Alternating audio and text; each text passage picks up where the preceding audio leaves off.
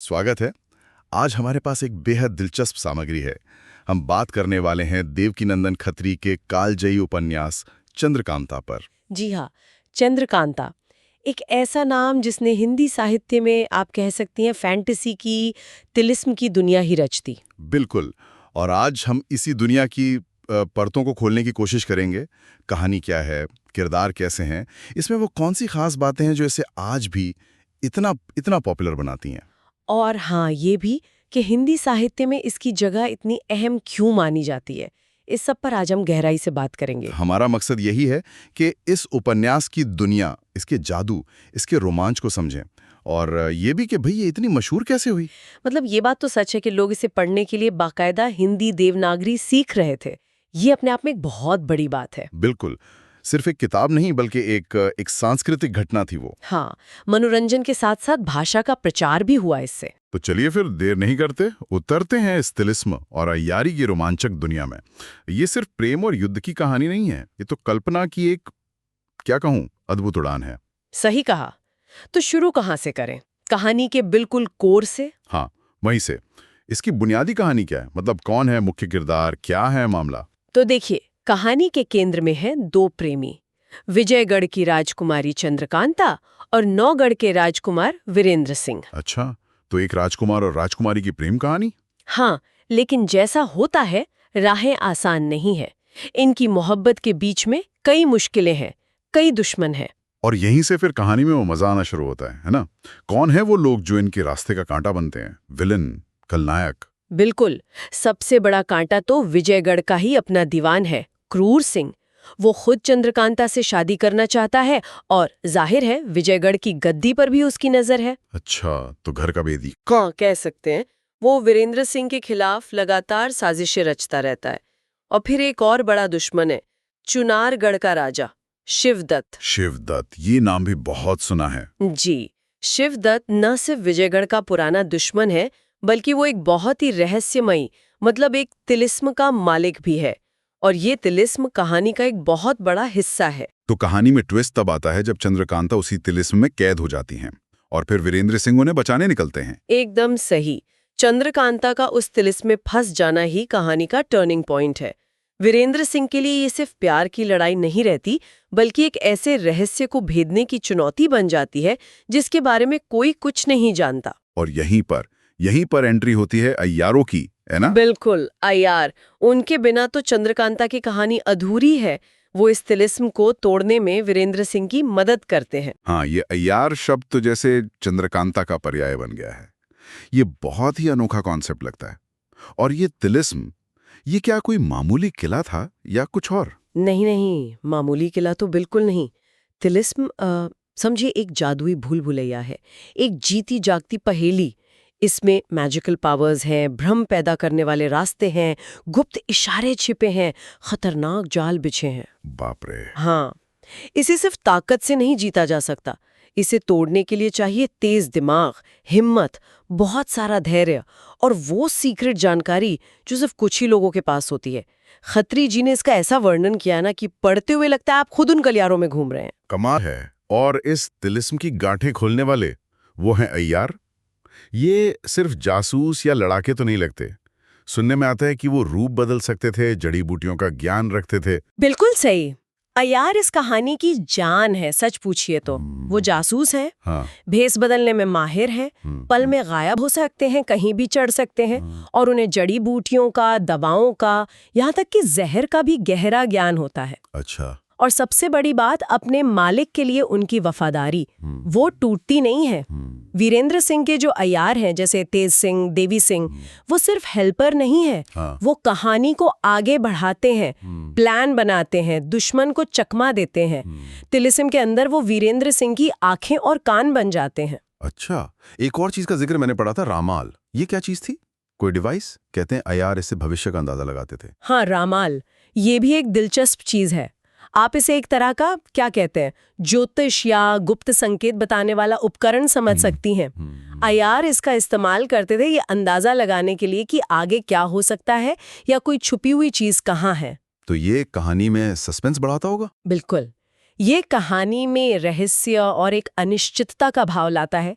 क्या रमाल सही बताएगा, क्या अय्यार उसका मतलब सही समझ पाएंगे, ये सब बातें पाठक को बांधे रखती हैं। ये सिर्फ जिज्ञासा नहीं जगाता, बल्कि कहानी में एक किस्मत और कर्म वाली परत भी जोड़ता है। तो मतलब कहानी का दिल भले ही प्रेम हो, पर उसके चारों ओर तिलिस्म का रहस्य है, अय्यारों की दिमागी चालें हैं, और फिर सत्ता के लिए लड़ाई, साजिशें, इन सब का एक घना जाल बुना हुआ है। आपने बिल्कुल सही पकड़ा। प्रेम कहानी को ड्राइव करता है, वीरेंद्र सिंह को मोटिवेशन देता है, लेकिन तिलिस्म का वो रहस्यमयी होना, अय्यारों की वो चालाकी, क्रूर सिंह की साजिशें, शिवदत्त से वो दुश्मनी, ये सब मिलकर कहानी में वो थ्रिल और रोमांच पैदा करते हैं कि पाठक बस पढ़ता चला जाता है। किरदारों पर आते हैं। चंद्रकांता जो नायिका हैं, क्या वो सिर्फ एक सुंदर राजकुमारी हैं या उनमें और भी कुछ है? नहीं, हिम्मत दिखाती हैं। उनका किरदार सिर्फ सजावट के लिए नहीं है, वो कहानी का एक नैतिक आधार भी है।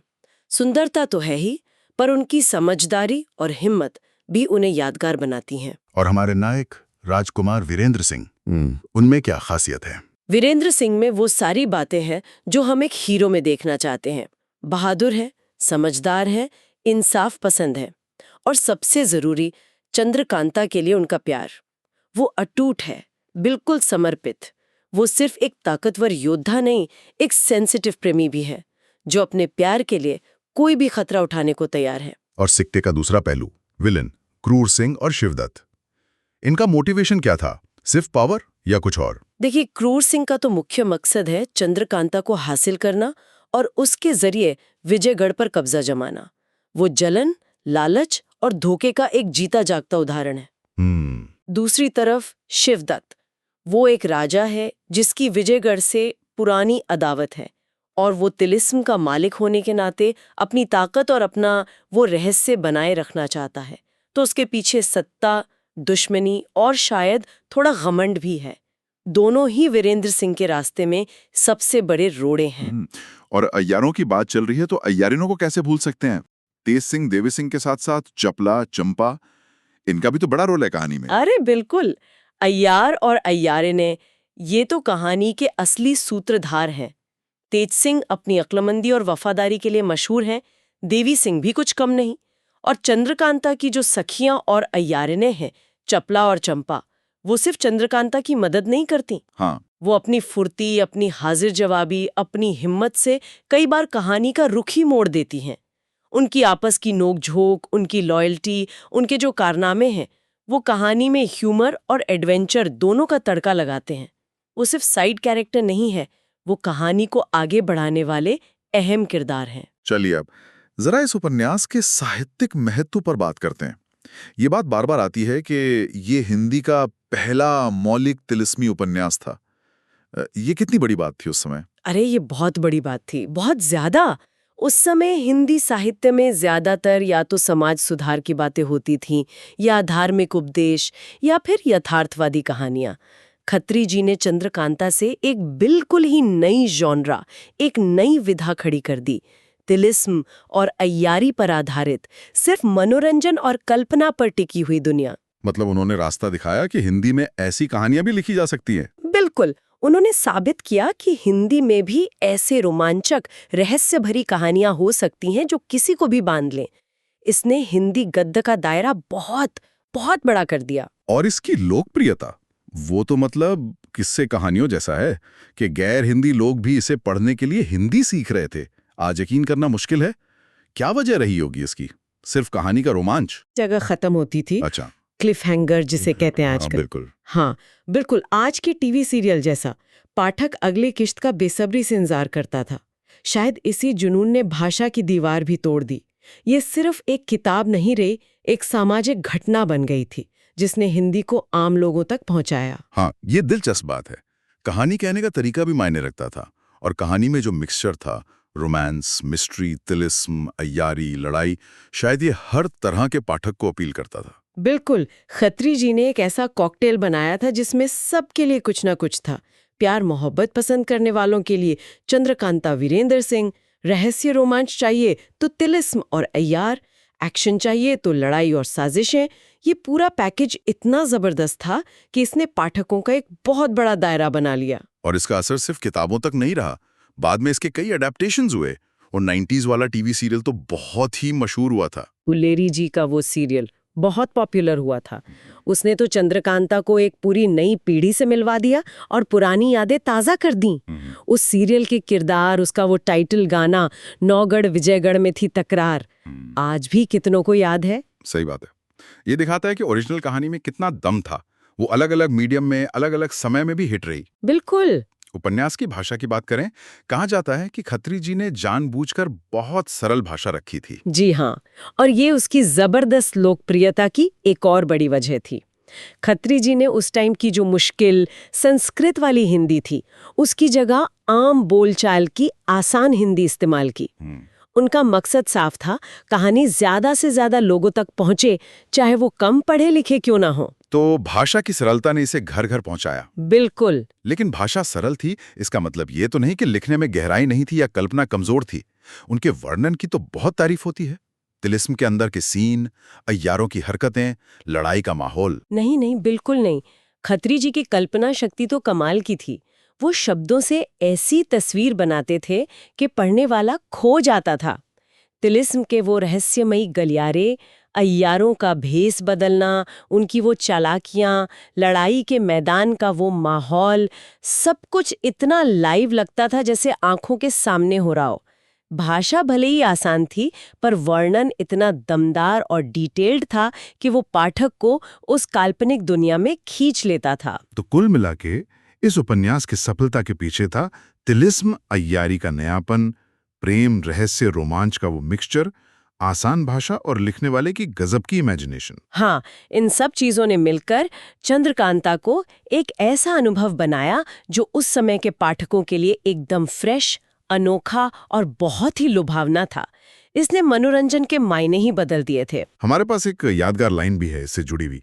तिलिस्म की दीवारें बोलती थीं और अय्यारों की चालें हवा से तेज थीं। ये लाइनें तो जैसे पूरे उपन्यास का निचोड़ कह लेती हैं। आता है, हर कदम पर अनजाना डर, हर मोड़ पर कोई राज। और अय्यारों की चालें हवा से तेज थीं, ये उन किरदारों की अविश्वसनीय फुर्ती, उनकी अक्ल और कहानी की जो तेज रफ्तार है उसको दिखाता है। ये दो छोटे से वाक्य उस पूरी रहस्य, रोमांच और एक्शन से भरी दुनिया की झलक दे देते हैं जिसमें पाठक डूब जाता है। तो हमने देखा कि चंद्रकांता सिर्फ एक प्रेम कहानी या फैंटेसी उपन्यास नहीं है। ये तिलिस्म, अय्यारी, रहस्य और रोमांच का एक ऐसा अद्भुत संगम है जिसने ना सिर्फ हिंदी साहित्य को एक नई राह दिखाई, बल्कि पढ़ने वालों की न जाने कितनी पीढ़ियों पर अपनी छाप छोड़ी है। इसकी सरल भाषा और कल्पना से भरी दुनिया इसे आज भी इतना खास बनाती है। और यहाँ सबसे दिलचस्प बात यह है कि कैसे एक रचना भाषा और साहित्य के प्रति आम लोगों का नजरिया बदल सकती है। चंद्रकांता ने ये साबित किया कि गंभीर साहित्य के साथ साथ मनोरंजक साहित्य की भी अपनी जगह है और कल्पना की उड़ान किसी भी भाषा को अमीर बना सकती है। इसने हिंदी गद्य को लोकप्रिय बनाने में जो भूमिका निभाई वो अभूतपूर्व है। इस पूरी बातचीत के बाद मेरे मन में एक सवाल आ रहा है। आज का जो दौर है, ये डिजिटल युग, जहां इंफॉर्मेशन का समंदर है, सूचना पल भर में कहीं से कहीं पहुंच जाती है, डेटा ही नई पावर है, क्या यहां अय्यारी का कोई मॉडर्न रूप हो सकता है? मतलब वो कला जिसमें अक्लमंदी हो, गोपनीयता हो, चतुराई से जानकारी निकालना और उसका सही इस्तेमाल करना हो, क्या वो आज भी किसी न किसी शक्ल में जिंदा है? इस पे जरूर सोचिएगा। ये वाकई सोचने वाला सवाल है, आज के समय में बहुत रेलेवेंट है। आज की इस गहरी पड़ताल में शामिल होने के लिए आपका बहुत बहुत धन्यवाद। धन्यवाद।